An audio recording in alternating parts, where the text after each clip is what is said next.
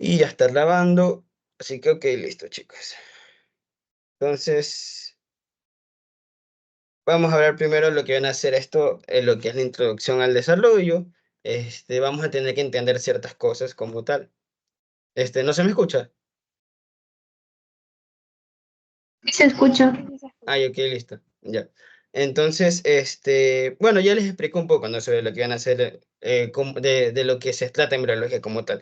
Como les expliqué al comienzo, se parte de una célula. Esto no te lo dice el libro, pero es esencial que ustedes lo sepan para que puedan entender mejor lo que dice el libro. Como yo se los mencioné, esto es una materia que necesitas estudiarlo ordenadamente y sobre todo que el mensaje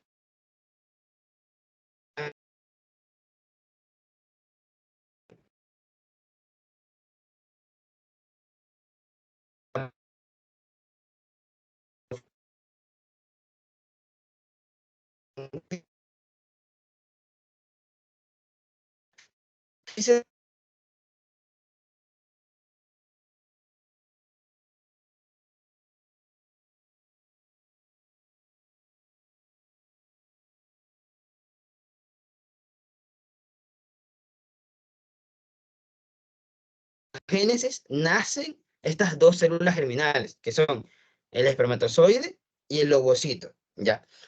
De aquí nace esto. Entonces, ya planteándonos eso, tenemos que saber algo. En nuestro cuerpo humano, esto ustedes creo que lo van a estudiar en biología, lo que vienen a ser los genes y todo, en el cuerpo humano nosotros tenemos 40 23 pares de cromosomas, es decir, 46 cromosomas, ¿ok? Se ve que estoy como que rayando la pantalla, por si acaso. ¿O no se ve que estoy No, rayando? No, no sé. que pasa algo, pasa algo. Wait,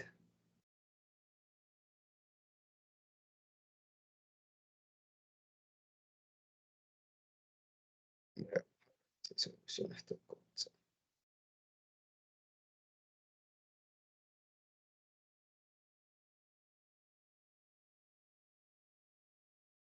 Ya, a ver. Eh, eh, eh, eh. Ahí se ve que estoy proyectando algo, por si acaso, o no, o no. No se ve.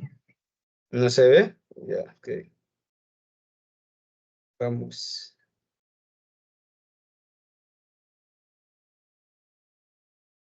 Sí, conectándolo a mis datos. Bueno, ahí se logra ver por si acaso. Ya listo. Entonces, nosotros partimos con 46 cromosomas, ¿ok? Las células, bueno, el cuerpo humano tiene 23 pares de cromosomas, es decir, si son 23 pares, son 46 cromosomas. Ya, ahora, puchica, no sé si se me está yendo el internet de nuevo. ¿Me están escuchando o no me están escuchando? Sí, entonces el iPad, ya fue. Es la del iPad, entonces. Voy a conectarme al internet de mi celular, nomás con el iPad. Wait me.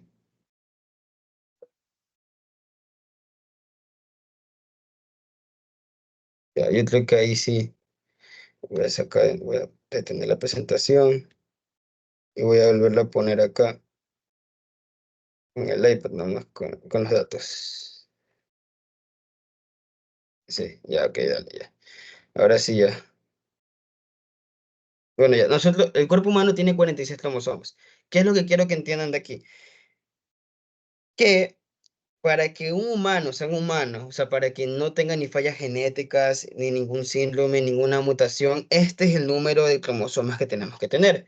Ahora, ¿cómo llegamos a esos 46?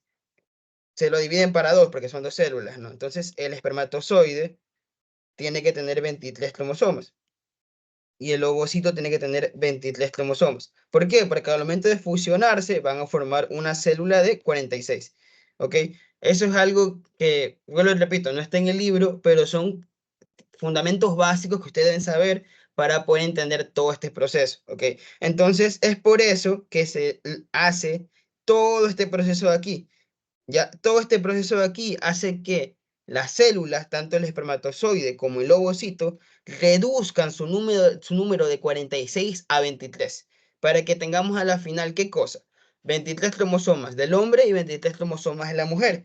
Eso lo vamos a estudiar en la fecundación, que eso sí ustedes sí lo van a, sí ustedes se lo están enseñando como tal en el libro. Entonces, ya sabiendo esto, vamos a estudiar un poquito la morfología de lo que es el espermatozoide y el ovocito. ¿Por qué? Porque cuando ustedes cogen el libro y leen la fecundación, les van a decir una reacción atrosómica y que el atrosoma libera enzimas. Ya, pero ¿qué es el atrosoma? O ustedes dirán, pero el espermatozoide, la primera capa que tiene que penetrar va a ser la corona radiada. Ustedes dirán, ¿qué es la corona radiada? Ya, es por eso que todo esto se estudia como que antes de estudiar esas cosas. Entonces, el espermatozoide es así.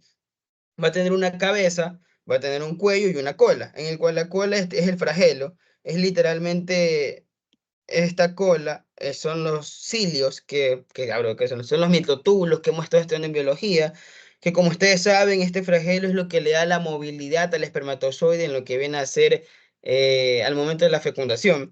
Tiene un segmento medio que está lleno de mitocondrias, que aquí es donde le da toda la energía a la cola para que éste pueda moverse en grandes distancias. Y lo más importante de lo que es el espermatozoide es su cabeza. Esta cabeza va a tener esta cosa que es el atrosoma. Ya, de aquí es donde viene esa frase o ese segmento cuando ustedes leen de reacción atrosómica, ¿ok? Entonces de aquí, y necesito que lo relacionen, reacción atrosómica, atrosoma, el espermatozoide. Entonces la reacción atrosómica es el espermatozoide. Específicamente esta parte de aquí en la cabeza. ¿Cuál es lo importante de esto? Que aquí dentro de esta atrosoma vamos a tener varias enzimas. ¿Ok? Enzimas, vamos a tener enzimas que las vamos a estudiar más adelante, ¿ok? Esto es lo importante del atrosoma. Y yéndonos al ovocito, vamos a tener que el ovocito va a tener un núcleo. Obviamente, aquí tenemos el material genético, me acuerdo, los 23 cromosomas, no 46, 23 cromosomas, y va a estar rodeado por dos capas. Una zona pelúcida, que es esta capa amarilla que vemos aquí, que es una capa acuosa, es decir, es una capa de proteínas, es una capa proteica, no es de células, es una capa proteica. Imagínenselo como si fuera otra membrana plasmática, pero en vez de lípidos, de proteínas. Es una zona acuosa. A eso se denomina una zona pelúcida. Y de ahí tiene una capa más externa, que es como una coraza, la cual se le denomina corona radiada. ¿Por qué se le denomina corona radiada? Porque prácticamente es como una corona llena de células. Esta capa de aquí sí contiene células, ¿ok? Esta no es una capa de proteínas, esta es una capa de células. A esto se lo denomina corona radiada. Ahora, el libro te va a decir que la corona radiada proviene de las células de la granulosa. Y ustedes dirán, ¿qué chingados de las células de la granulosa? Eso es algo que ustedes van a estudiar en primer ciclo, no se los quiero meter porque es extenso, pero quiero que entiendan que esas células granulosas tienen que ver con lo que viene a ser el desarrollo folicular. Cosas que ahorita tal vez términos que ustedes tal vez ahorita no logren relacionar uno a lo otro, pero solo vence eso para de su futuro, para cuando ustedes estén en primer ciclo sepan de dónde vienen esas células granulosas. Pero en otras palabras, estas células granulosas sí tienen que ver con lo que viene a ser la formación de la corona radiada. Imagínense las que hay una pared y que de esa pared se le denomina la zona de la granulosa y como libera células, estas células de esta pared van a ir directamente al óvulo. Y aquí de esta pared aquí, que digamos que a esto se le denomina granulosa, ya de esta pared de aquí van a ir diferentes células y van a ir directamente hacia el ovocito, ¿ya? Y después estas células que están viajando se van a adosar en forma de columnas, formando la corona radiada. Entonces, a esto se refiere el libro cuando dice que la corona radiada viene de las células de la granulosa, ¿ok? Por si no entendían eso, ¿ya? Entonces, ya sabiendo estos dos componentes básicos de cada célula, vamos a lanzarnos a lo que nos dice el libro.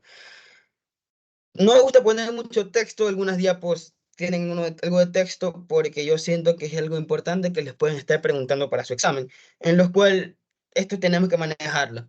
En la eyaculación durante el coito se eyaculan generalmente o mayormente una proximidad de 200 millones de espermatozoides. En otros libros te menciona que son 500, pero este libro te menciona 200 millones, entonces 200 millones, los cuales casi el 1%, es decir, menos de 2 millones van a alcanzar el cuello uterino. No todos los 200 millones van a llegar al cervix, al cuello uterino. O sea, esto también se lo estudia antes, pero bueno, no está en el libro, pero tienen que saber que el útero es como si fuera un, no me acuerdo cómo se llama esto, pero voy a decirlo un tubo de ensayo, pero invertido, ¿ya? Es como un cono, ¿ya? En el cual vamos a tener diferentes segmentos. Que entonces, este es el útero, aquí está la trompa, aquí están los ovarios. Entonces, hay un segmento que es el más fino, a lo cual se denomina cervix o también denominado canal cervical. Entonces, el espermatozoide cuando ya hace el coito y eyacula dentro de lo que es la vagina, los espermatozoides, gracias al líquido seminal, van a viajar por aquí primero, ¿ok? Van a viajar por aquí primero, lo cual se denomina cervix o cuello uterino, y de ahí se van a dirigir hacia las trompas de falopio y van a llegar hasta aquí, que este es el punto donde se va a ocurrir lo que es la fecundación, es decir, la unión entre ambas células, tanto el espermatozoide como lo que es el ovocito. Entonces, a esto se refiere que solo 1 millón de espermatozoides alcanzan el cuello uterino, o sea, solamente de los casi 20 millones de espermatozoides que se eyaculan, perdón, de los 200 millones que se eyaculan, solamente ese 1% va a llegar hasta ese segmento. Pero aún falta más porque solamente 200 espermatozoides, es decir, de casi los 200 millones que habían, solamente 200 espermatozoides aproximadamente van a llegar a este segmento de acá. O sea, solamente los 200 millones, solamente van a quedar 200 espermatozoides compitiendo para ver quién es el que logra fecundar a ese ovocito. Que es una depuración extrema lo que ocurre ahí, ¿ya? Entonces, esos son números que la verdad es que pueden que se los tomen, por eso los puse ahí. Entonces, ¿qué es lo que va a pasar? Al momento en el que el espermatozoide llega acá, ¿qué es lo que va a empezar a hacer? Va a empezar a buscar al ovocito, ¿no? Entonces, ¿qué pasa una vez que lo encuentra? Una vez que lo encuentra, y esto sí es importante que lo sepan, es que una vez que lo encuentran, no es que el espermatozoide coge y llega y ya está, y murió. No, tiene que haber diferentes procesos. Estos procesos, literalmente, 2 páginas te lo explica el MUR. Esto te lo explica en un párrafo. Pero bueno, o sea, ahorita tienen que estudiar lo que es el párrafo nomás. El cual, este proceso se denomina penetración de la zona, de la corona radiada y zona pelúcida. ¿Ok? ¿Qué quiere decir esto? El primer paso de la fecundación es que el espermatozoide tiene que penetrar o tiene que, pues sí, bueno, penetrar o atravesar la primera capa del ovocito. ¿Cuál fue la primera capa del ovocito? O sea, ¿cuál es la capa más externa? Esta que está llena de células, denominada corona radiada. ¿Ok? Muchos, puede ser que los 200 espermatozoides rompan esta corona radiada. O sea, lo pueden hacer. Pero obviamente solo uno va a terminar, solo uno es el que va a terminar uniéndose, fecundando al ovocito. ¿Qué es lo que pasa? El espermatozoide llega aquí y por medio de movimientos en forma de latigazo va a ir rompiendo estas uniones celulares, específicamente por medio de enzimas. El libro no te dice cuál enzima es, no se lo voy a, bueno, por si acaso, si quieren saber, es la hialuronidasa. No sé si el libro te lo menciona, el libro creo que no lo menciona, solo menciona enzimas. Entonces, no sé si se lo llegan a tomar porque no está en el libro, pero se lo toman en la hialuronidasa. La hialuronidasa es la que va a romper estas uniones celulares y va a permitir que el espermatozoide penetre la primera zona, que es esta. Entonces, una vez que el espermatozoide penetra esta zona, ¿qué toca? Toca la zona proteica, la zona que yo les dije que era acuosa, la zona pelúcida, que es esta que tenemos aquí. Ahora, así como el espermatozoide tiene enzimas, el ovocito también bota enzimas. Acuérdense, cuando estudiábamos en biología lo que eran las proteínas de membrana, ¿qué son las enzimas? Proteínas. ¿Qué es la zona pelúcida? Es una membrana proteica. Entonces, a la final, la zona pelúcida también va a estar llena de enzimas. ¿De cuál enzima esencialmente? Rábense esta enzima porque es importantísimo hasta para el ciclo, la ZP3. La ZP3. La ZP3 es una enzima que la expulsa el ovocito, no la expulsa el espermatozoide, la expulsa el ovocito. Y esta enzima, ¿qué es lo que va a hacer? Va a interactuar con las cabezas, y acuérdense, ¿qué tenemos en la cabeza? El atrosoma. La ZP3 va a interactuar con la cabeza del espermatozoide y va a liberar enzimas, va a liberar más enzimas. A esto es lo que se denomina reacción atrosómica. ¿Ok? A esto se dictamina reacción atrosómica. La reacción atrosómica no es nada más que la liberación de enzimas del espermatozoide desde la cabeza, es decir, desde el atrosoma, gracias a la interacción de enzimas del ovocito, es decir, de la ZP3. ¿Ok? ¿Hasta ahora me están entendiendo todo o quieren que repita algo? ¿O hasta ahora todo bien? Todo bien hasta ahora. Leslie dice que todo bien hasta ahora. Estoy viendo el chat, entonces ya puedo ver el chat, entonces ya puedo estar más atento a eso. Ok, entonces, todo bien hasta ahora, todo claro, vamos a seguir, ¿ok? Entonces, algo importante, esta ZP3 que lo puse acá más abajo. Bueno, no lo puse más acá abajo. Pero bueno, algo importante, esta ZP3, es que la ZP3, bueno, una vez que ocurre la interacción de lo que viene a ser la reacción atrosómica, las enzimas liberadas por el espermatozoide van a actuar sobre lo que es la zona pelúcida. Entonces, ¿qué es lo que se imagina en esto? La zona pelúcida es como si fuera una piscina de gelatina, ¿ok? Es decir, que tú puedes nadar en ella. Bueno, ni tanto así. Imagínaselo como una piscina normal, ya. Así, como si fuera líquido. Ustedes pueden nadar. Pero, ¿qué llega a pasar si en vez de hacer tanto calor como está haciendo desgraciadamente ahorita en Guayaquil, de la nada se pone a nevar en Guayaquil? Todas las piscinas se congelan. Es más o menos lo que pasa cuando ocurre la reacción atrosómica. La reacción atrosómica libera enzimas señalizadoras que le avisan a la zona pelúcida de que, hey, panita, ya tengo aquí un espermatozoide, o sea, es decir, que tengo un espermatozoide mucho más dentro de lo que es el núcleo, es decir, que ya no son 20 aquí afuera, sino que ya hay uno aquí. Panita, ponte pilas, solo puede entrar uno. Entonces, ¿qué hace con esa piscina llena de agua? La congela. A eso es lo que se denomina el bloqueo de la polispermia. ¿Ok? ¿Qué quiere decir polispermia? Vamos desglosando las palabras. Poli significa muchas. ¿Ok?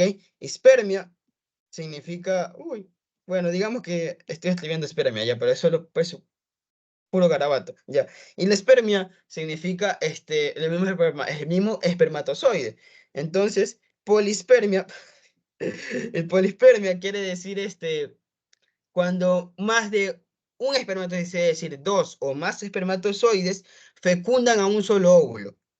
Y eso es clave, porque solo puede fecundar uno. Eso es lo que ya mismo vamos a estudiar, que pueden mandar siameses o gemelos, etcétera, ¿ok? A eso se denomina el bloqueo de polispermia. Pero también esta enzima, que es la ZP3, va a ayudar al bloqueo lento de la polispermia. Hay un bloqueo rápido y un bloqueo lento. El bloqueo rápido es literalmente coger y cerrar las puertas. Pero el bloqueo lento es coger y ya con las puertas cerradas, ponerle un candado, ponerle cámara de seguridad para que nadie entre. No sé si me explico. O sea, el bloqueo rápido que lo hace gracias a la reacción atrosómica y que prácticamente, ¿qué es lo que hace en esa membrana lipídica? Ya, le coge y la cierra para que nadie más pueda pasar. Y el bloqueo lento también ayuda a cerrar, pero obviamente es un poquito más lento, pero es mucho más seguro. Ambos pasan al mismo tiempo, ¿ok? Obviamente uno es más rápido que el otro, pero ambos tienen el mismo propósito, bloquear la polispermia, ¿ok? Aquí tenemos otra imagen de su libro en el cual ya el espermatozoide entra en contacto con el ovocito secundario, es decir, ese ovocito que va a ser fecundado, ¿ok? Y una vez que este espermatozoide, ¿ok? Ya entra en la zona pelúcida, va a coger y va a empezar a entrar lo que viene a ser el núcleo, ¿ok? O sea, ya entra aquí adentro. Y esto es importante, porque una vez que entra aquí adentro, una vez que rompe la membrana plasmática del ovocito secundario, ¿qué es lo que va a pasar? Mucho ojo con esto, ¿ok?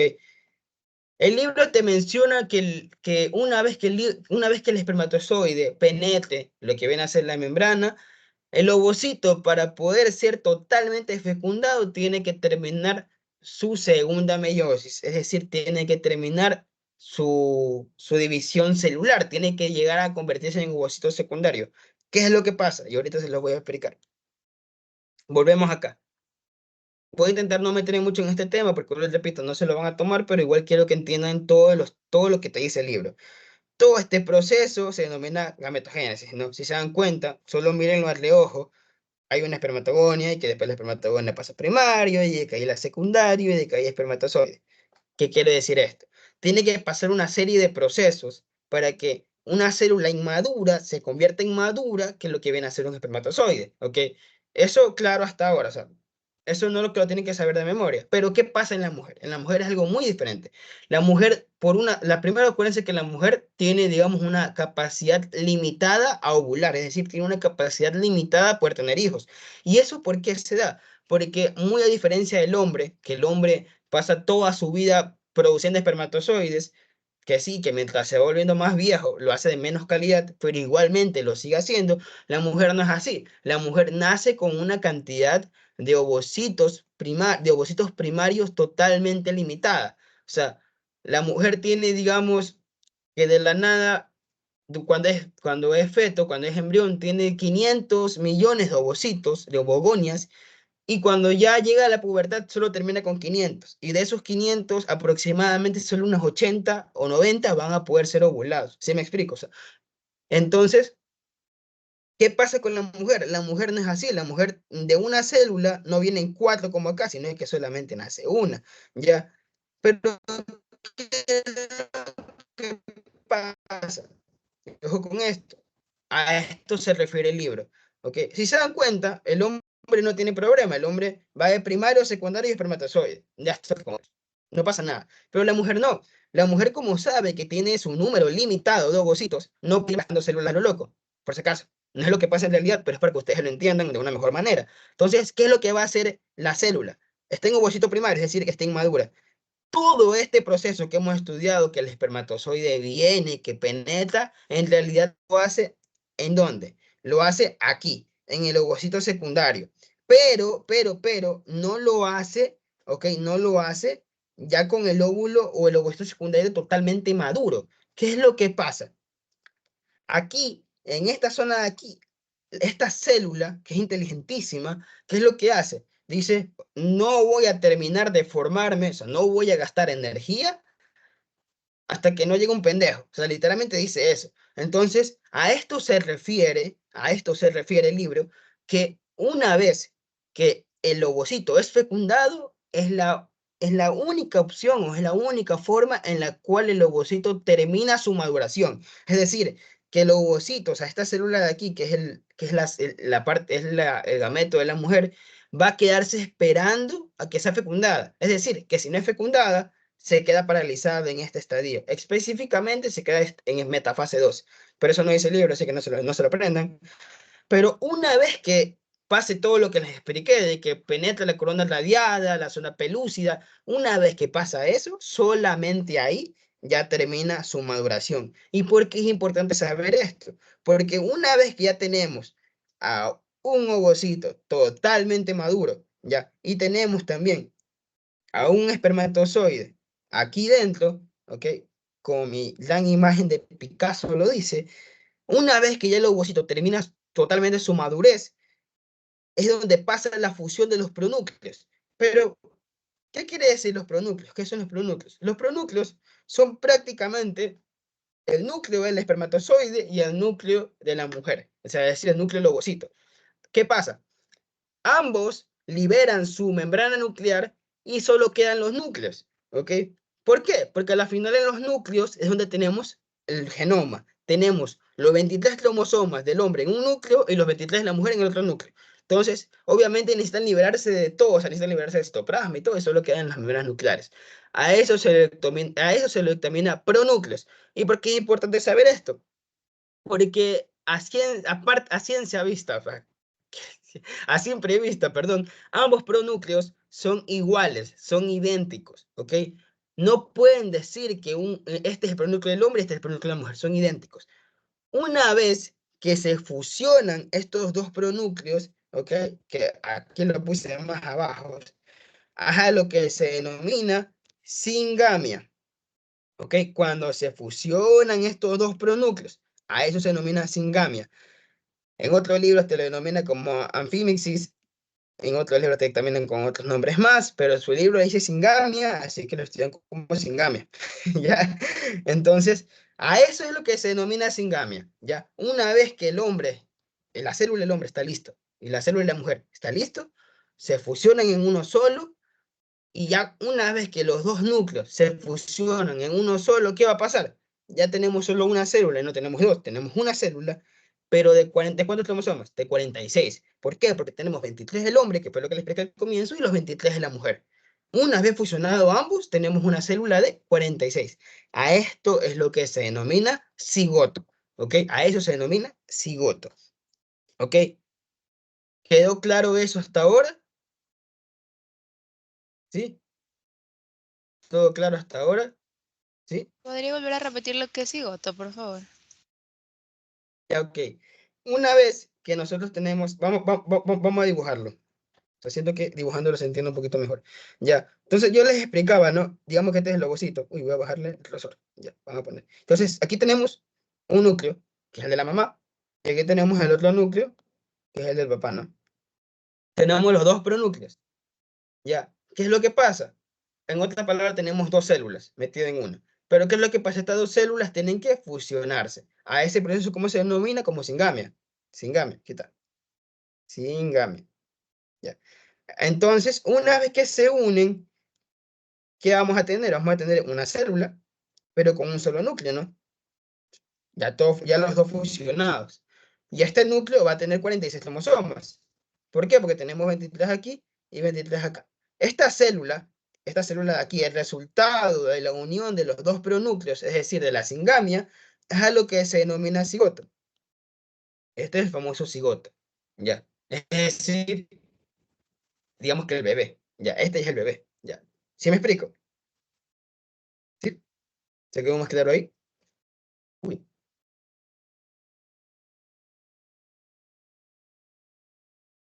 ya.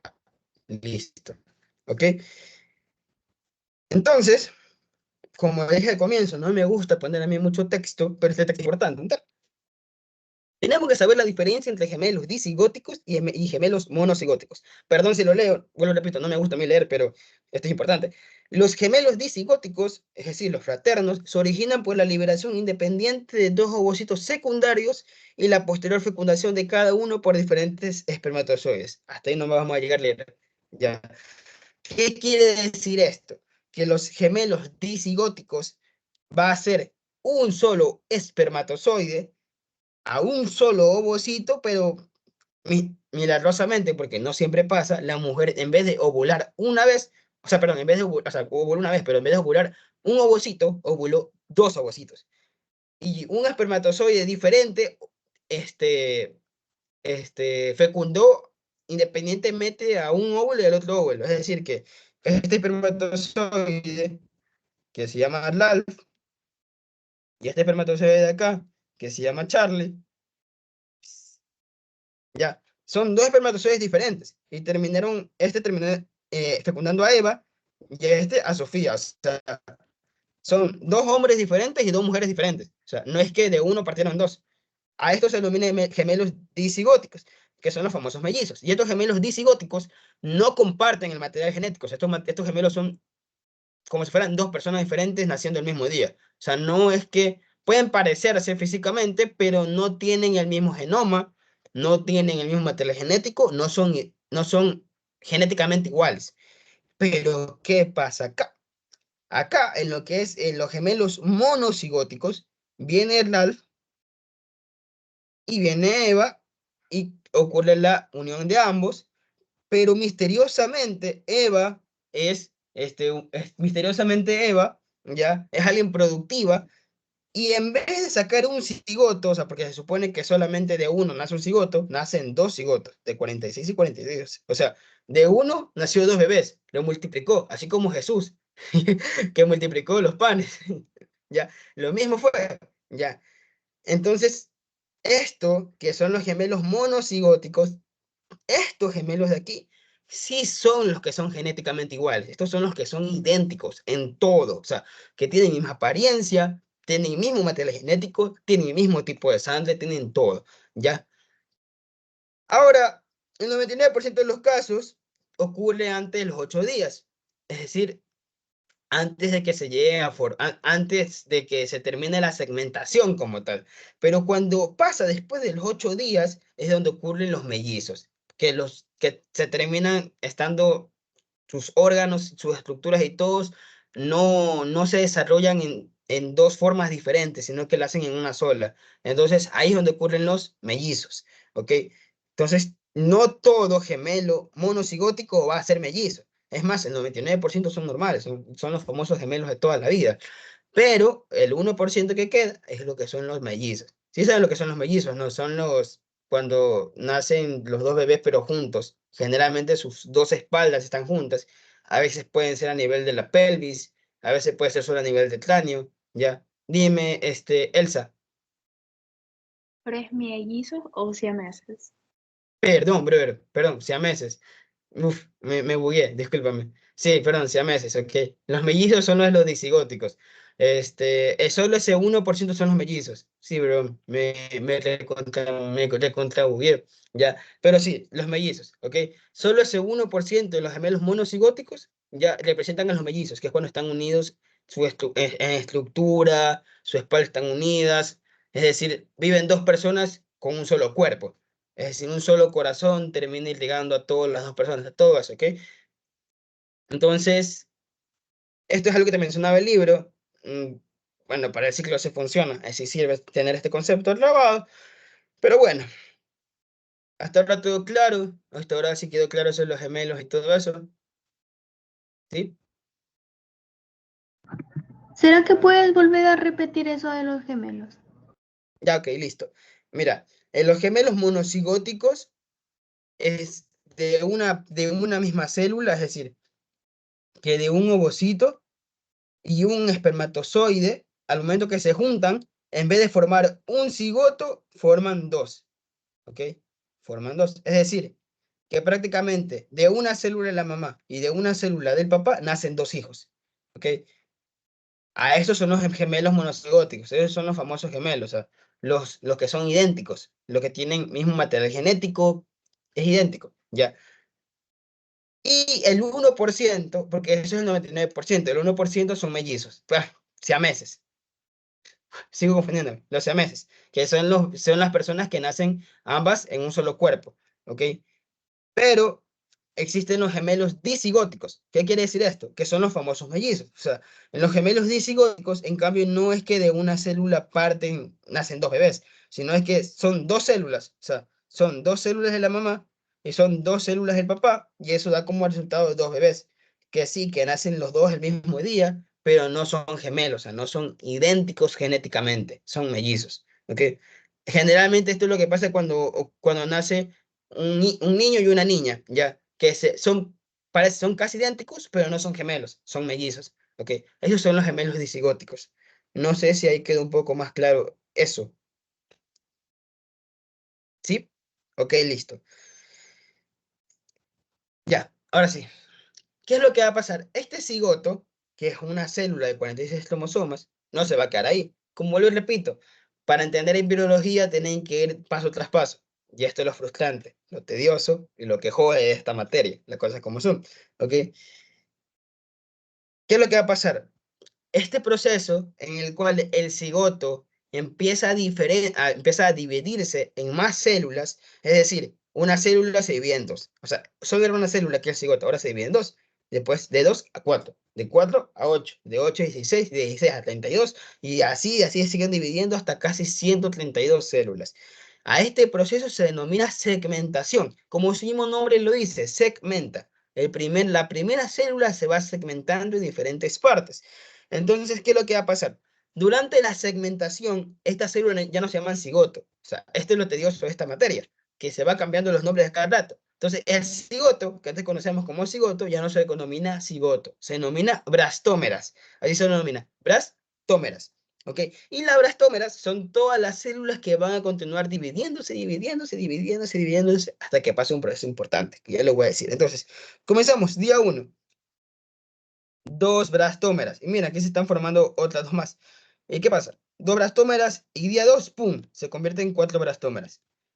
Y así va pasando los días hasta llegar más o menos al día 3, en donde en vez de tener 4 tenemos 16. Y grábense esto, desde las 16. Desde las 16 brastómeras ya no se denomina brastómera. Ahora, ¿cómo se denomina esto? Se denomina mórula.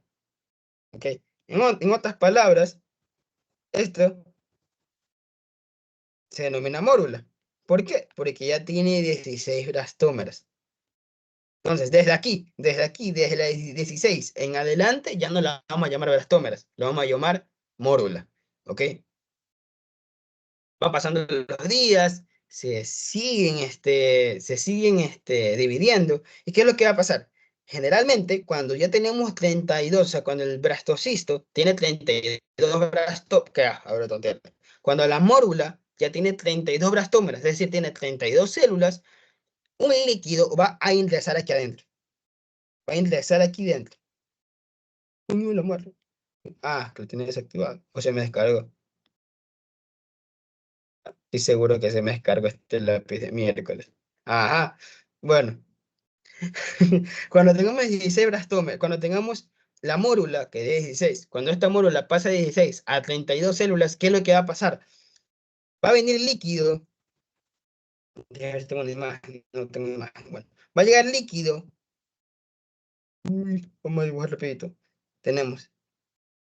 Esta es una mórula de 32 células. Entonces va a venir líquido y se va a meter aquí dentro. Y este líquido, ¿qué es lo que va a ocasionar? Va a llenar de líquido aquí dentro de la cavidad. O sea, va a crear una cavidad. ¿Qué es cavidad? Es un espacio, ¿no? Ya.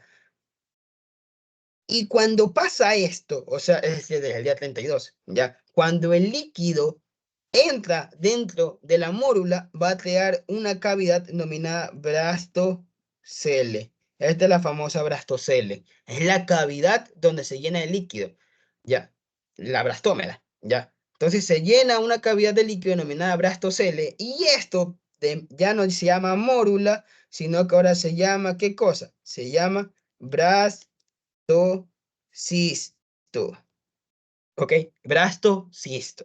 ¿Ok? ¿Qué es esto que tenemos aquí? Entonces, alrededor del día 32 se llena de líquido. Ese líquido va a formar un nuevo espacio denominado, ¿qué cosa? Brastocele.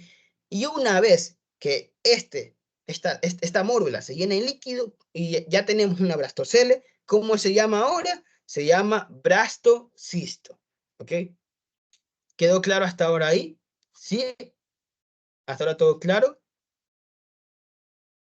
O sea que después de que la mórula se hizo blastocele, se convierte en blastocito. ¿Puede volver a repetir? Que después de que la mórula se convierte en la cavidad líquida del blastocele, se vuelve un blastocito. Ajá, exacto, pero no es que la mórula se convierta en el brastocele, o sea, el brastocele se forma dentro de la mórula, ¿ya? Y una vez que esta mórula tenga este brastocele, o sea, tenga este espacio, tenga esta cavidad, imagínatelo como imagínatelo así como si fuera literalmente una bola de billar, ¿ya? La bola de billar no tiene nada dentro, o sea, literalmente como toda cerámica, o sea, no sé si está hecho de cerámica ya, pero no es hueca, o sea, es literalmente rellena. Pero digamos que de la nada, no, es el peor ejemplo que he dado. Vamos a imaginarnos un pan, más fácil. Perfecto.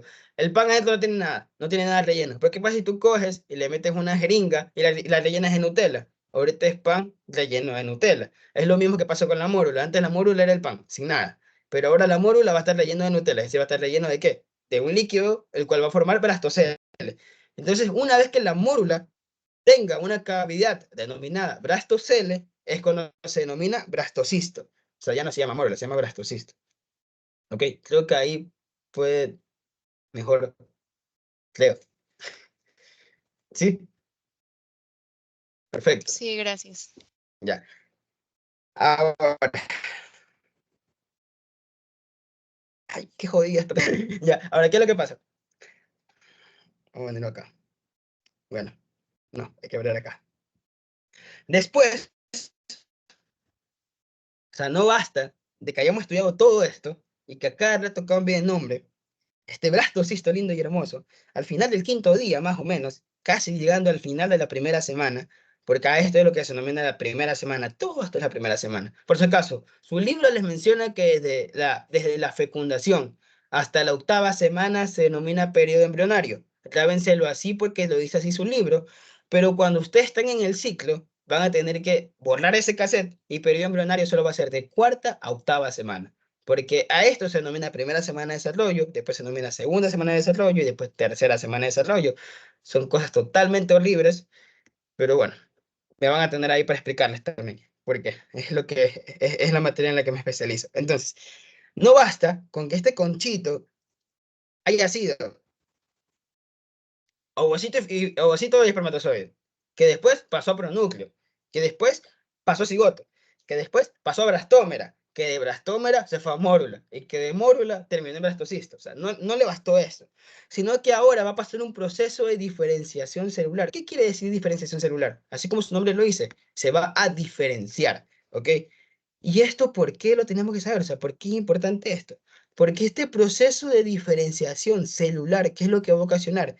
Que van a haber células, ¿ok? Que se van a agrupar en un polo, ¿ok? Y van a haber células que se van a empezar a tapizar lo que es el blastocele. O sea, esa cavidad que estaba llena de líquido. Acuérdense que este es el blastocele, ¿ok? Entonces van a haber células que se van a poner a rodear todo por fuera, ¿ok? Y van a haber células que se van a poner a rodear todo por dentro. A esto se le denomina diferenciación. ¿Por qué? Porque una célula, o sea, porque todas estas células eran una sola misma, o sea, eran una misma célula, solo que diferente, en mayor tamaño. Es como decir que todas estas eran células del hígado, o sea, todas eran células del hígado, ya. Pero ¿qué pasa? Que de la nada, esta célula del hígado, una célula dice, no, yo quiero ser ahora el corazón, digamos, ya. Entonces, un grupo de células se diferencian a la célula del corazón y otras células se diferencian a la célula del hígado. Por si acaso, no pasa esto aquí, o sea, es como para que lo entiendan. Más o menos pasa lo mismo acá. Todas son una misma cantidad de células. Todas son las células de ¿qué? Del blastocisto. Pero de la nada dice, no, ¿sabes qué? Yo quiero ser una célula que va a conformar la masa interna celular. Entonces, acá. Y otros dicen, no.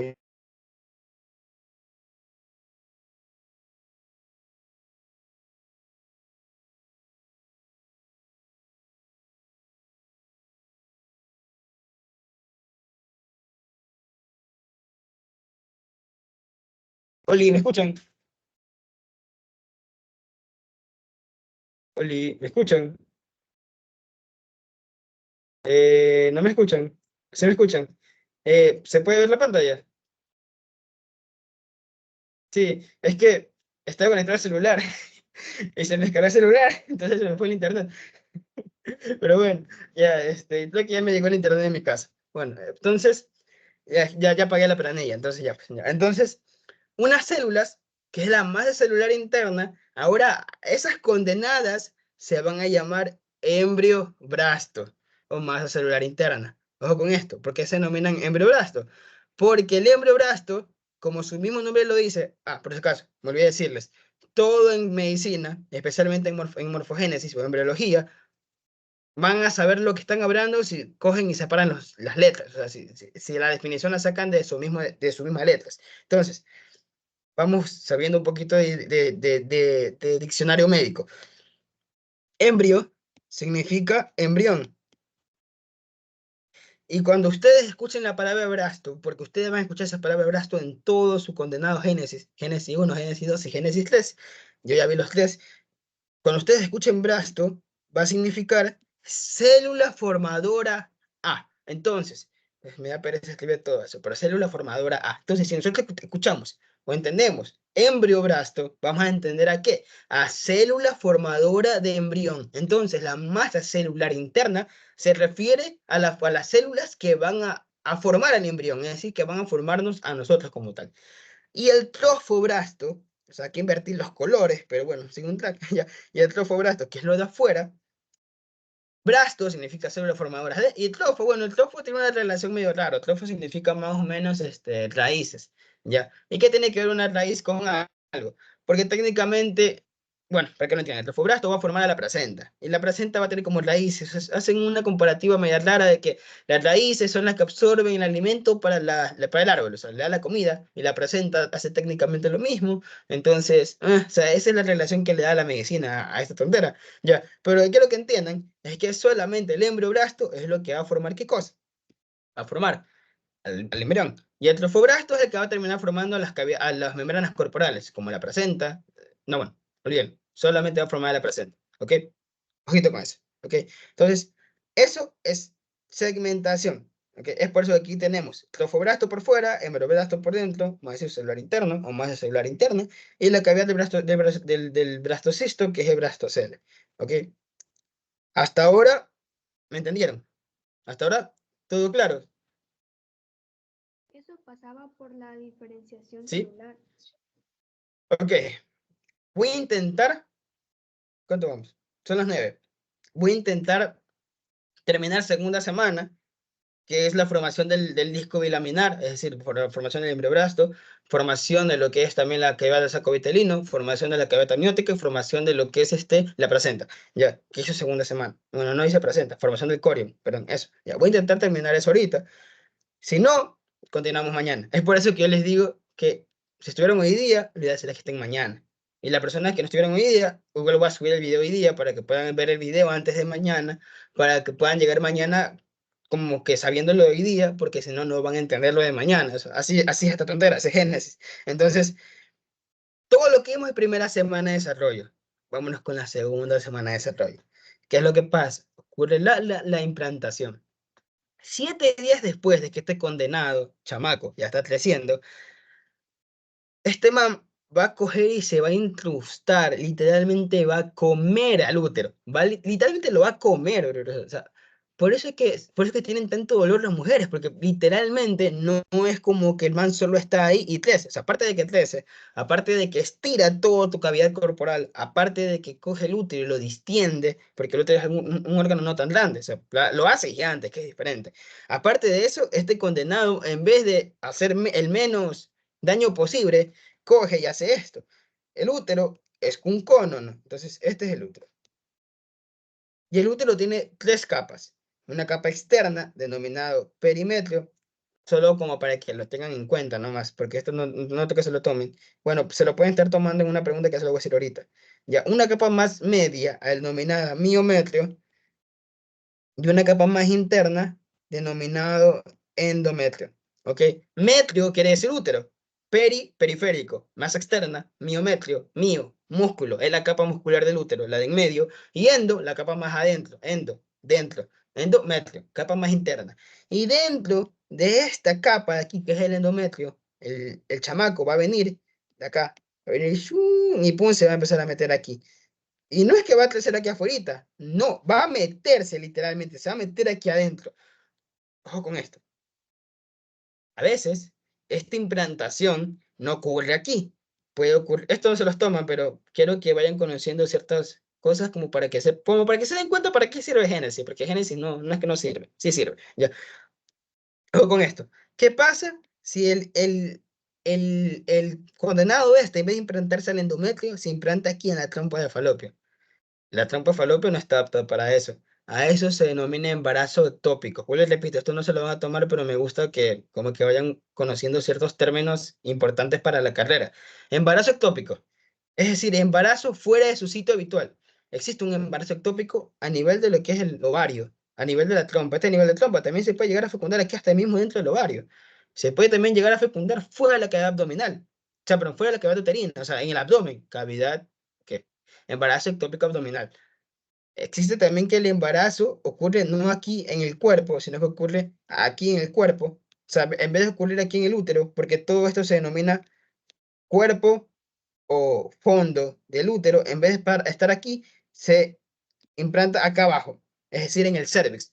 Embarazo ectópico del cervix o cuello uterino. También se puede implantar en la vagina. O sea, un mundo de probabilidades. ¿Cómo ese man mide por ahí? No sé, puede pasar. Entonces, es por eso que se estudia Génesis, para que ustedes puedan entender y ustedes puedan diagnosticar y ustedes puedan saber cuál es la semiología, cuál es la etiología y cuál es el origen de muchas enfermedades que a la final pueden ser habituales como otras no. Es habitual a veces toparte en emergencias con un niño con síndrome de Down y tienes que entender que eso parte de una falla a nivel de la repartición de la mitosis y la meiosis, perdón, a nivel de cromosómico. Un embarazo ectópico, ¿dónde está la falla? Aquí. Y todo eso te puede ayudar a diagnosticar más fácil. Entonces, para eso se estudia Génesis. Y también para joderte un poco la vida. Ya. Entonces, volviendo al tema de acá. A eso se denomina implantación. Cuando el chamaco coge y ve al endometrio y se va a empezar a meter dentro. Ya. A eso se denomina implantación. Literalmente implantación. Se implanta. Ya. Cosas importantes que tienen que saber. El blastocisto está rodeado de la zona pelúcea. ¿Se acuerdan la corona? ¿Se acuerdan esa membrana acuosa que vimos antes? Ya. El blastocisto se libera de la zona pelúcida y se implanta. Si no se libera de la zona pelúcida y se queda dentro de la zona pelúcida, el blastocisto nunca se va a implantar y no hay bebé. Hay métodos anticonceptivos. No, bueno, vamos a ignorar eso. ¿Ya? Hay diferentes métodos anticonceptivos que trabajan en que el blastocisto no se libere de la zona pelúcida.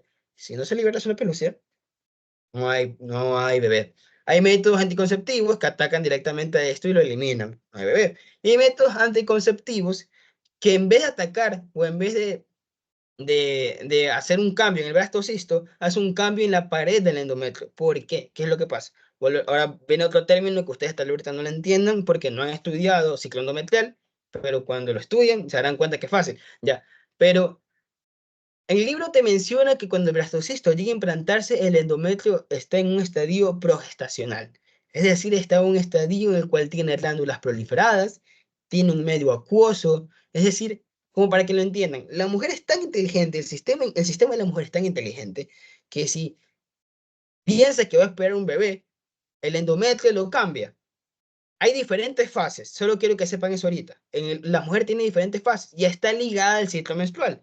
Cuando la mujer ovula, ya, que es alrededor del día 14, el útero también cambia debido a varias hormonas, específicamente la LH. Entonces, ¿qué va a hacer esta hormona? Va a hacer que el útero, donde antes era un medio lleno de células, ahora en vez de ser un medio lleno de células, va a ser un medio lleno de glándulas. ¿Y glándulas por qué?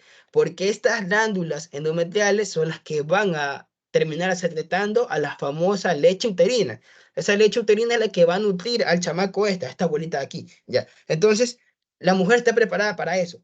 ¿Qué pasa si la mujer toma una pastilla hormonal que hace que no se libere el LH? El endometrio no va a cambiar su forma y cuando el blastocisto llegue, va a llegar, en vez de llegar a una cuna, va a llegar literalmente a un terreno baldío, va a llegar a un desierto. No hay glándulas, no hay nutrientes. El endometrio no está apto, no me puedo implantar, no hay embarazo. Entonces, esas son otras formas para que se den cuenta lo importante que es Génesis, hablando de los métodos anticonceptivos, ¿no? Para saber cómo evitar también esos. Pero bueno, volviendo acá al tema, a eso se refiere el libro cuando dice que el blastocisto se encuentra con un estadio progestacional o un estadio secretor, no me acuerdo cómo lo dice el libro, pero a eso se refiere cuando el blastocisto llega, ¿ok? Entonces, ¿qué es lo que hace? El blastocisto coge y se empieza a incrustar aquí dentro, alrededor del día 7, ¿ya? Cuando pasa esto, van a pasar dos lindas y hermosas cosas. ¿Se acuerdan que teníamos un trofobrasto y un embriobrasto? Bueno, ya olvídense de ellos, porque ahora se van a convertir en algo nuevo. Eso es lo malo de esta tontera. Ahora, el embriobrasto, o sea, que era esto, ¿no? La masa celular interna, era la masa celular interna. Al momento en el que entra en contacto con lo que es el endometrio, ¿qué es lo que va a pasar? Se va a dividir en dos. Estas células que antes era una masa celular gigante denominada embriobrasto, se va a dividir en dos capas. Esta es la famosa es la capa bigerminativa, es decir, perdón, el disco bilaminar. Este es el famoso disco bilaminar germinativo, cuando el embriobrasto se separa en dos capas.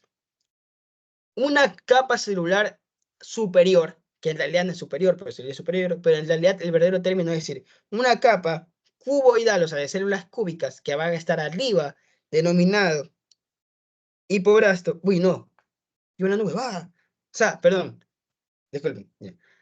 Es que técnicamente no está ni arriba ni abajo, o sea, eso te lo vas a estudiar después, está de lado, bueno, ya, pero el libro lo dice de una forma, una capa que va a estar abajo de lo que se supone que va a ser el epibrasto, denominada hipobrasto, que van a ser células cuboidales.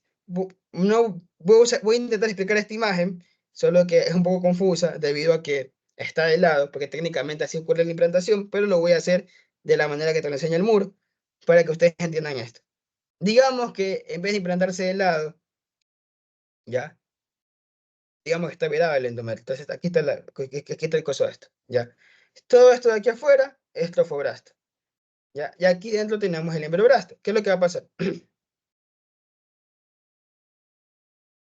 Van a haber células de la masa celular interna, voy a cambiarle de color mejor.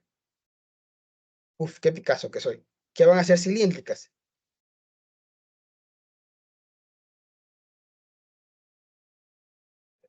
Ya fue. Le dibujé mal. Cuboidales, ya fue. Cúbicas. Y va a haber otra capa que van a ser cilíndricas. Uy, Dios mío. Ya sé por qué no estoy, ya sé por qué estoy estudiando medicina y no artes. Bueno, ya. Ahí está. Esto es lo mismo que acá. Solo que lo voy a explicar así como para que entiendan la analogía de hipo y epi. Entonces, esta masa celular interna, que está en forma cilíndrica, es a lo que se denomina epibrasto. Y esta masa cuboidal, que está acá abajo, que es forma cúbica, el epibrasto es cilíndrico, el hipobrasto es cúbica, se denomina hipobrasto. Se supone que se denomina hipobrasto porque está abajo y epi porque está arriba, pero en realidad técnicamente no pasa eso, sino que están de lado, entonces es como que difícil orientarse anatómicamente. Pero bueno, estas células del epibrasto, estas células del epibrasto, ¿qué es lo que va a pasar con las células del hipobrasto? Bueno, estas dos células a la final van a terminar formando tres capas, una capa más, a lo cual se denomina disco discriminativo trilaminar. Eso lo vamos a estudiar en tercera semana, lo que no me alcancé a estudiarlo hoy porque es demasiado, porque después me hacen cortocircuito. Pero lo que quiero que entiendan es que al momento de ocurrir la implantación, esta masa celular interna se divide en esto. Lo mismo que vimos acá, solo que está al revés. Ya, en una masa celular interna cilíndrica que está hacia arriba, denominada epibrasto, ¿ok? Y una masa celular cuboidal que está abajo, denominada hipobrasto. ¿Ok? Hasta ahora, ¿me están entendiendo eso? ¿Sí? ¿Hasta ahora me están entendiendo eso? Dime, Elsa. No, me equivoqué de Ah, ok, botón. listo. Ya, ok, listo. Ya. Entonces, sabiendo esto, ¿qué es lo que va a pasar? Voy a explicarles ahorita, voy a matar 4 pájaros de un tiro. Voy a explicarles ahorita cómo se forma la cavidad amniótica. Fijémonos solamente ahorita en esto. En esta capa aquí, en la cilíndrica. ¿Ok? ¿Qué es lo que va a pasar con esta capa cilíndrica? Aquí unas células que están totalmente cilíndricas se van a diferenciar y van a pasar. Lo mismo que pasó hace tiempo, lo que le expliqué hace rato, ¿se acuerdan? Diferenciación, cuando una célula es una célula totalmente igual a la misma, de la nada cambia de opinión de ser y se vuelve otra cosa. Ya, lo mismo pasa acá. Esta célula cilíndrica pasa a ser prana y empieza a formar una cavidad. Siempre sabense algo, las células pranas están ahí para revestir una cavidad. Por eso los vasos sanguíneos, que tienen una cavidad, tienen una luz por donde pasa la sangre, son pranas. Por eso las membranas corporales son pranas. ¿Por qué? Porque revisten cavidades. Entonces, estas células pranas, estas células, las cuales decidieron dejar de ser cilíndricas y tapizaron una capa, o sea, la parte que fuera del trofobrasto, va a formar una cavidad, o sea, va a formar aquí un hueco. Y este hueco es a lo que se denomina la cavidad amniótica. Cavidad amniótica. ¿Ok? ¿Y esta cavidad amniótica por cuál se forma? Porque el libro te dice que la cavidad amniótica se forma en los amnios. ¿Y qué coño son los amnios? Los amnios son estas células pranas que se diferenciaron de estas células cilíndricas. O sea, prácticamente podemos decir qué cosa, que el amnios es el epibrasto, solo que hecho en células pranas, para que entiendan. ¿Ok? Y para hablar, bueno, ya el libro te menciona que el líquido amniótico viene de la madre, que la madre lo produce y todo lo demás. Ya, listo, murió. Ya. Ah, bueno, que sirve, bueno, las funciones del líquido amniótico que ayudan a tener menos fricción al bebé, lo ayudan a proteger, eso, ya. Y ahora vamos a hablar de cómo se forma el saco vitelino. Es prácticamente lo mismo, chicos, ya. Ahora vámonos acá abajo, al hipobrasto, estas células cúbicas. Lo mismo, células cúbicas, unas manes dicen, no, brother, yo no quiero ser hipobrasto. ¿Y qué es lo que va a pasar? Estas células se van a diferenciar y se van a volver pranas, así se van a volver pranas, pranas, pranas, pranas. Y van a revestir toda esta cavidad de acá, ¿ok?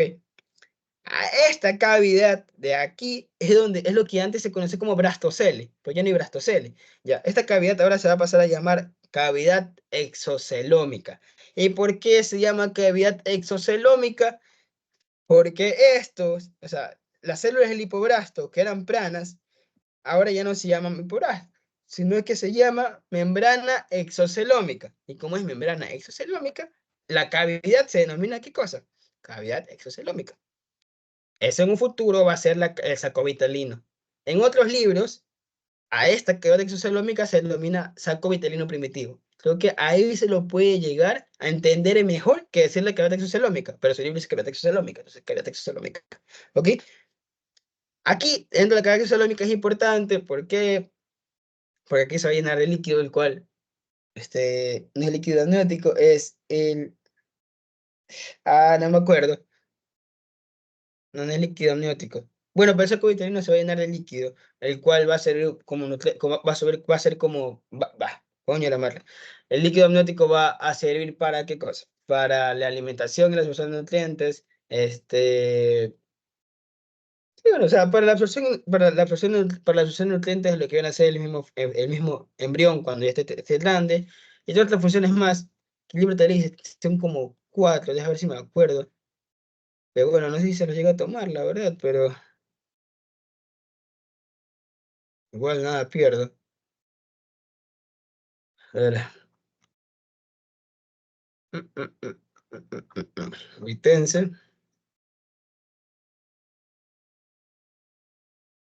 Pero no me acuerdo de las funciones. Bueno, a mí no me acuerdo. Si me acuerdo se les digo. Ya. Pero una de esas, la más importante, era que le iba a brindar los nutrientes y la absorción al cuerpo humano. O sea, al embrión. Eso es lo más importante. ¿Ok? Y de un chance. Ya, ok. Hasta ahora todo claro. O sea, hasta ahora como, o sea, todo claro con respecto a la cavidad amniótica y lo que es el saco vitelino.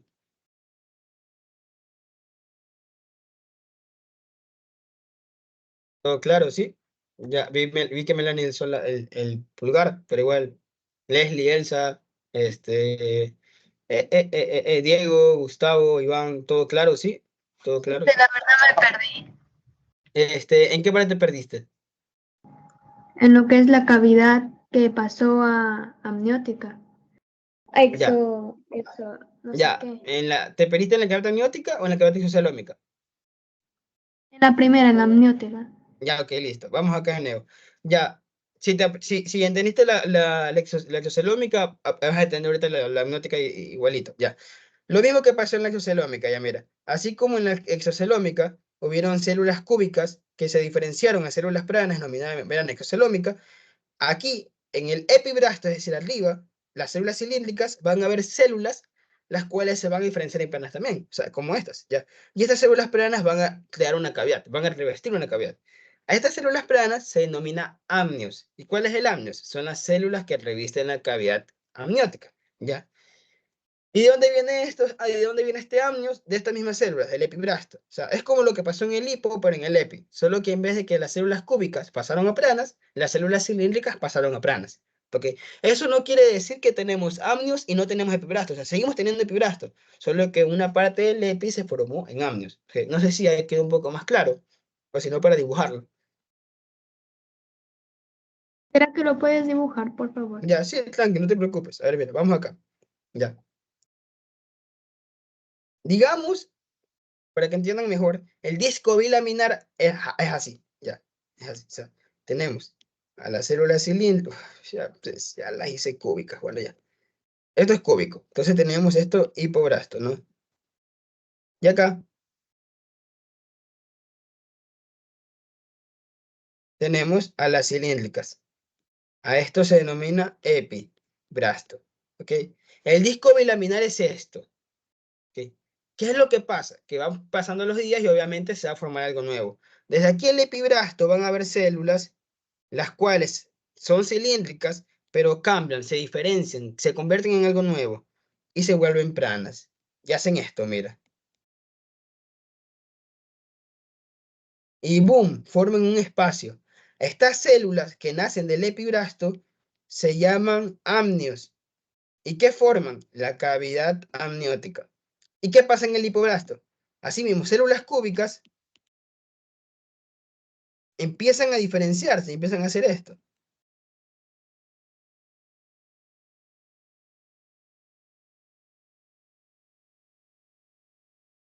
A esto se denomina membrana exocelómica, ¿ok? Y a esto, si esto es membrana exocelómica, esto se denomina cavidad exocelómica, ¿ok? Entonces, esto, exocelómica. Entonces, así es como se forma el saco vitelino y así es como se forma la cavidad amniótica. Ahora, me vas a decir, ¿de dónde está el saco vitelino? Este es el saco vitelino, o sea, esta cavidad exocelómica es el saco vitelino. Solo que en un futuro esta cavidad se hace más pequeña. O sea, este libro no te lo explica, pero hay cambios que hacen que esta cavidad se vuelva mucho más pequeña y ahí convirtiéndose en saco vitelino. O sea, esto convierte la cavidad exocelómica en un futuro va a hacer ¿qué cosa? El saco vitelino.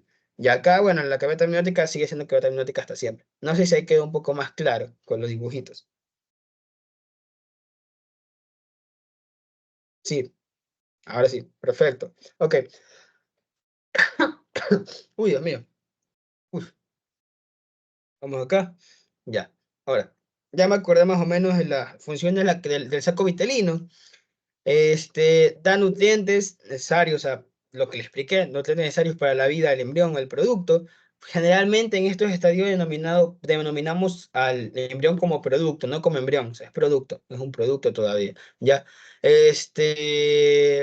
una función importante, que ojo con esto, ya, se los pueden tomar, ¿ya? Y es pregunta del pre, porque a mí me lo tomaron, se lo tomaron el semestre pasado y lo tomaron hace 2 años. ¿De dónde nacen las células germinales? ¿Qué coño son las células germinales primordiales? Las células germinales primordiales son células madre totalmente indiferenciadas. Esto no está en el libro, por si acaso, pero para que entiendan qué son, ya, son células totalmente indiferenciadas, son células pluripotenciales, es decir, son células que tienen la capacidad de diferenciarse a lo que se le da la gana. Pero estas células germinales primordiales se van a terminar diferenciando en lo que nosotros conocemos ahora como células del hombre, o sea, los gametos del hombre, o sea, los espermatozoides. Obviamente no en espermatozoides, específicamente en espermatogonia, por eso ahorita no voy a entrar al detalle, pero es decir, se va a transformar en los gametos del hombre y también se pueden convertir en los gametos de la mujer. Entonces, ¿de dónde nacen esas células primordiales germinales? Nacen de aquí, del saco vitelino, de la cavidad exocelómica. Mucho, ojo, con eso. También las células formadoras de vasos sanguíneos y células sanguíneas también nacen de aquí, del saco vitelino. Es por eso que se dice que el saco vitelino es el primer órgano hematopoyético, es decir, el primer órgano capaz de poder producir sangre. ¿Ok? Y, y bueno, nada más. O sea, el libro te menciona lo de la hematopoiesis como las formadoras de sistemas sanguíneos. O sea, es lo mismo, por si acaso, ¿ya? Bueno, y las células germinales de las gónadas. Y bueno, nada más.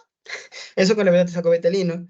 Entonces, ya vimos formación del saco vitelino, ya vimos formación de la cavidad amniótica. Creo que me falta solo formación de los sinusoides. No sé si me falta algo más. Creo que no. Creo que las partes del trofoblasto, ¿no? Sí, esa es la parte del corium, parte de los sinusoides.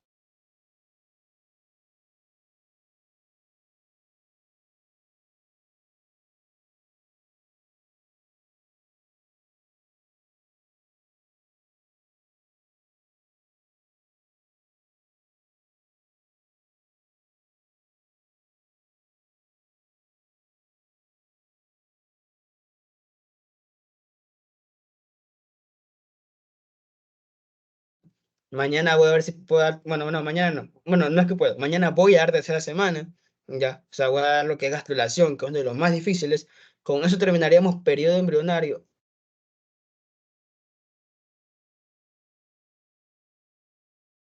Cada semana termino periodo embrionario y el fin de semana repasaremos periodo fetal. Igual el fin de semana, una amiga mía que es también ayudante de Génesis va a dar el sábado, creo que periodo embrionario nuevo, o sea, todo lo que ha dado hasta ahora. Y el domingo voy a dar yo periodo fetal. Yo creo que mañana voy a poner el periodo fetal yo, así que el domingo voy a tener que dar el periodo fetal. Entonces, se estuvieron aquí para que puedan verlo. Ok, se me acaba de salir la pantalla.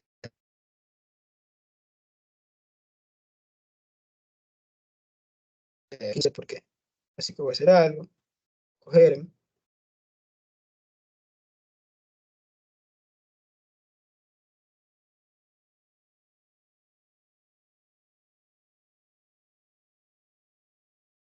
Escuchan, por si acaso, sí.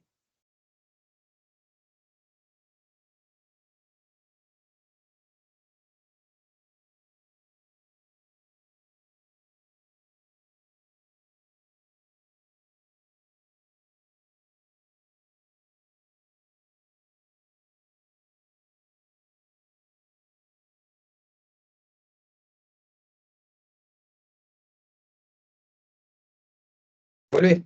Se me fue la señal de nuevo, creo. Ahí me escuchan. Sí, ya listo. Bueno, como decía, vamos a terminar esto rápido. ¿Ok?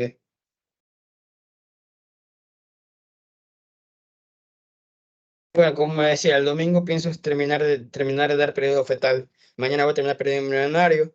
Así que si los que están aquí, para que vean mañana, para que estén también mañana, para que sigamos con el mismo, con la misma intensidad, y ya el domingo terminamos todo Génesis. Es, para mí es un abuso que le metan tanta información de Génesis. Cuando yo estaba, me echaban zonas de tercera semana, porque el periodo embrionario es demasiado, el periodo fetal es también demasiado. Con decirles que 2 semanas es periodo embrionario en el ciclo y 2 semanas es periodo fetal. Y una semana es primera semana, una semana es segunda. O sea, es más extenso lo que traen.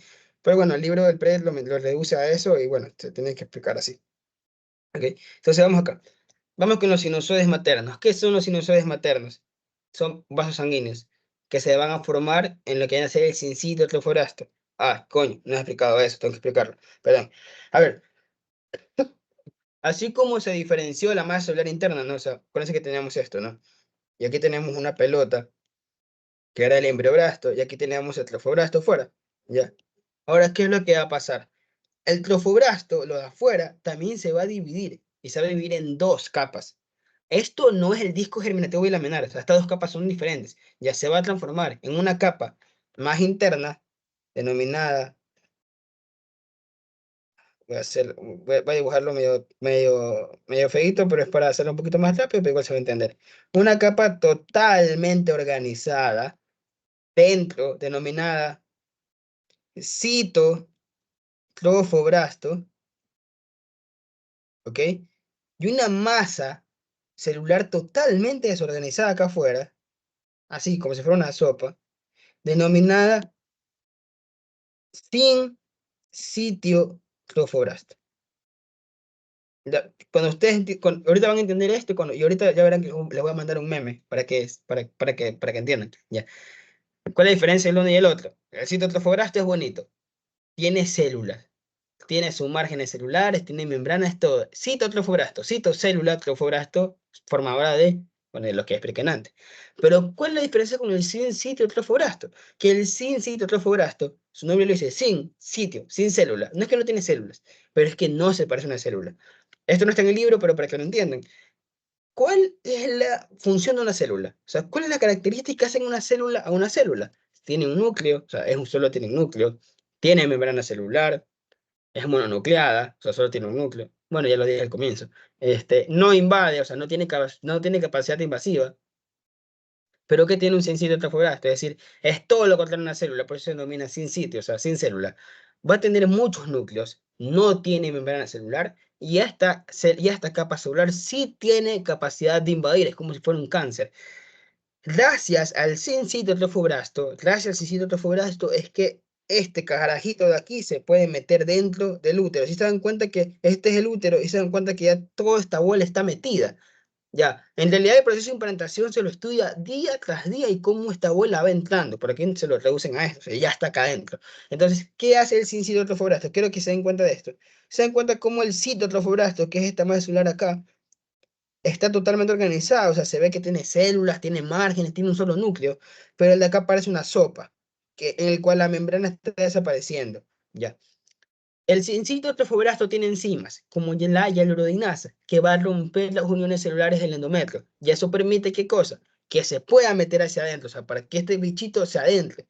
¿Ok? ¿Qué es lo que pasa? Después, alrededor del día 9, ojo con esto, el día 9 se van a formar lagunas, una red lagunar, muchas lagunas dentro de esta sopa. ¿Ya? ¿Qué son estas lagunas? Son espacios. Se van a formar espacios llenos de líquido. Pero ¿qué es lo que pasa? En algún punto esto va a seguir metiéndose, va a seguir invadiendo, y este sincitio trofoblasto va a topar con una glándula, va a topar con un vaso sanguíneo.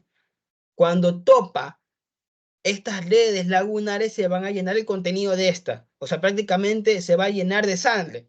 A esto se denominan los sinusoides. Ya. Los sinusoides no son nada más que capilares, son pequeños vasos sanguíneos, los cuales al momento de entrar en contacto con el sincito trofobrasto va a hacer que se riegue sangre dentro de estas lagunas. Y estas lagunas estén así. Ahora llenas de sangre. Quiero que vean cómo sinusoides maternos, o sea, vasos sanguíneos de aquí, se topan con estas lagunas gracias al sincito trofobrasto y la llenan de sangre. Y esto se llena de sangre. ¿Ok? Esto a nivel del libro de embriología tiene un nombre específico, no se lo voy a decir para que no se enreden, pero como tal, eso es el resumen de la formación de las redes lagunares, de los sinusoides. Ahora, alrededor del día 12, ya, o sea, al día 9, aprenden esta diferencia. En el día 9 se forman los espacios, o sea, se forman las redes lagunares, pero en el día 12 es cuando estas redes lagunares chocan con los sinusoides maternos, se forman los famosos sinusoides, ya, y se llenan de sangre. Ya. Y bueno, y esta sal le va a estar llena de nutrientes y va a fluir los nutrientes hacia lo que es el bichito y lo va a alimentar también. Ya, pero eso es lo que quiero que entiendan. ¿Entendieron lo del desarrollo de los sinusoides? ¿Entendieron eso del... ¿Entendieron eso de la... ¿Entendieron eso de la formación de sinusoides? O sea, de cómo el sincito trofobrasto... Ya, ok, bacán, listo. Formación de lo que viene a ser el corium. Bueno, el corium es prácticamente... Eso es una práctica histológica que ustedes van a ver cuando estén dentro del ciclo, pero el corium es prácticamente la unión del sincitio con el cito y mesodermo extraembrionario, que ya se lo voy a explicar ahorita. ¿Qué es lo que pasa? Quiero que se den cuenta de esto. Se den cuenta que aquí antes teníamos el citotrofoblasto metido dentro, o sea, el citotrofoblasto estaba en contacto con el hipo y con el epio, o sea, estaban iguales. Pero de la nada, así, de la nada, este man decidió seguir jodiendo la vida y formó una nueva capa. Y se dan cuenta que hay una capa que impide que se toquen el uno y el otro. O sea, ya no están juntos, sino que hay esta capa roja. ¿Sí ven eso? O sea, esta capa rojita. ¿Ya?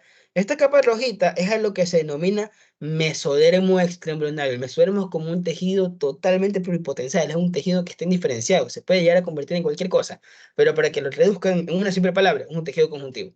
Murió, un tejido conjuntivo, ¿ya? El cual ahora va a cubrir, una hoja va a cubrir a todo el embrión por fuera, y otra hoja va a cubrir por fuera, va a cubrir el embrión por dentro, o sea, va a cubrirlo aquí. Y se dan cuenta de que estas hojas de mesodermo extraembrionario formaron una cavidad. ¿Sí se dieron cuenta? ¿Sí vieron esta cavidad que se formó aquí? ¿Sí ven esta cavidad que hay aquí? Ya, esta es la famosa celoma extraembrionario. ¿Y qué quiere decir celoma? Celoma es igual a cavidad, espacio, es un espacio. Y extraembrionario, extra, afuera del embrión. O sea, es extra el embrión. No tiene nada que ver con el embrión. ¿Ok? Y así se forma el celoma extraembrionario. ¿Quedó claro eso?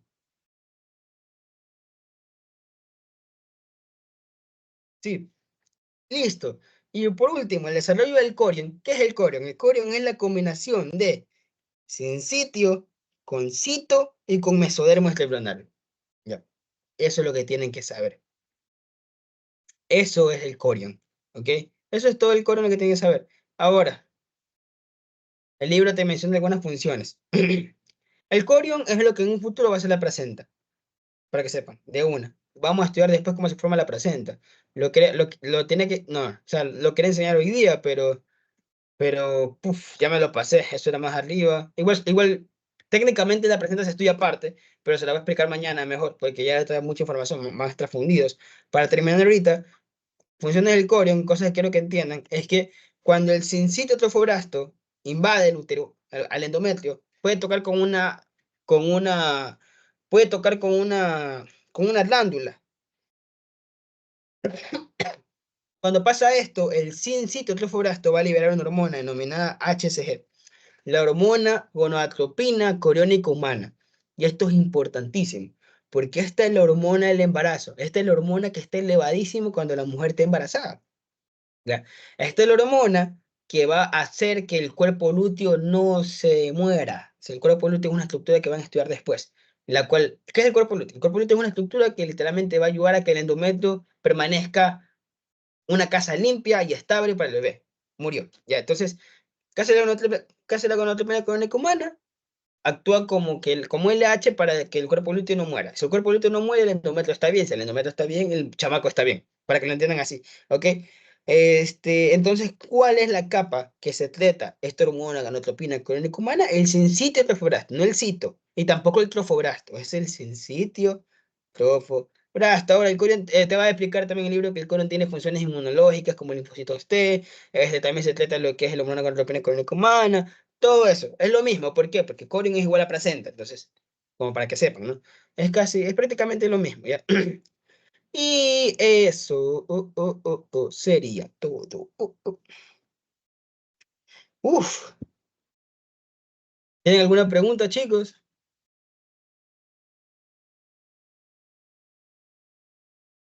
Planeo hacer igual una clase presencial de esto antes de sus exámenes. Me voy a cuadrar bien para intentar hacerla. Pero igual, ¿entendieron bien esto? ¿Quedó todo claro sobre esto? ¿Sí? ¿Todo claro? ¿Qué tal, chicos?